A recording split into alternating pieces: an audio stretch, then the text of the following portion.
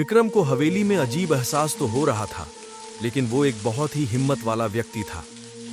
साथ ही उसे कुछ जाना पहचाना सा लगा उस हवेली में, तो उसने हवेली में रुकने का फैसला किया। कुछ दिनों तक विक्रम ने हवेली का अध्ययन किया, उसके दीवारों को छुआ, किताबें पढ़ी और रहस्यमय कमरों में जांच की। धीमे धीमे उसे स्पष्ट हुआ कि वहां कुछ अज्ञात शक्तियां हो सकती हैं जो उसके पुराने जन्म से जुड़ी हुई हों। विक्रम का मन उत्तेजित होने लगा, क्योंकि वह जानने के लिए उत्सुक था कि क्या वास्तव में उसका पिछला जन्म इस हवेली से जुड़ा हुआ था। अगली सुबह जब विक्रम हवेली में खोज कर रहा था, तो उसने वहां एक छोटी सी खिड़की फिर से देखी। खिड़की से उसने बाहर को देखने की कोशिश की, तो वहां से किसी की आवाज आ रही थी और देखा कि खिड़की से बाहर वही सुंदर उद्यान फैला हुआ था। वह इस बार उस उद्यान की ओर बढ़ा और अचानक उसे एक दिव्य आवाज सुनाई दी। सुनो, मेरे पास आओ। उसने महसूस किया कि उसे यह आवाज बुला रही है। उसने एक पुराने पेड़ के पास जाकर एक अजीब और अविश्वसनीय दृश्य देखा। एक सुंदर वृक्ष के नीचे एक छोटा सा बच्चा बैठा था। पहले तो विक्रम को विश्वास नहीं हुआ कि यहां बच्चा कहां से आ गया, पर वह हिम्मत करके बच्चे के पास गया।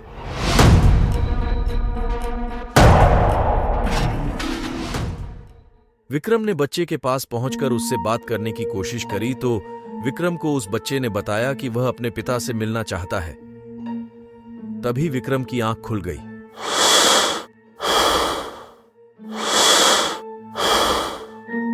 उसे समझ नहीं आ रहा था कि क्या यह सब एक सपना था या कोई वास्तविकता थी। विक्रम उठा और उसने एक निर्णय लिया कि वह हवेली के अंदर बंद सच्चाई का खुलासा जरूर करेगा। विक्रम कुछ दिन हवेली में ही रहता है और रोज उस छोटे बच्चे की आवाज सुनता है नींद में। अब उसे और भी स्पष्ट आवाज सुनाई देती है उस बच्चे की। वह कहता है, मेरे पापा को बचाओ, मेरे पापा को बचाओ। पर विक्रम समझ नहीं पाता कि वह कैसे बचाए और किसे बचाए। एक रात जब विक्रम सो रहा होता है हवेली में, उसे फिर से आवाज सुनाई देती है। जैसे ही वह जागता है, उसे एक तस्वीर के पीछे से रोशनी दिखाई देती है। वह जल्दी से उस दीवार को गिराने लग जाता है।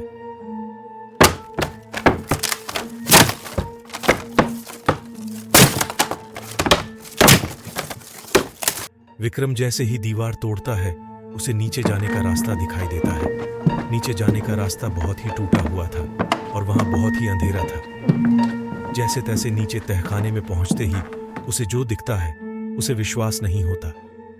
वहां एक पुराने कपड़े में कुछ लिपटा हुआ दिखाई देता है। विक्रम उस कपड़े को खोलता है तो सहम जाता है।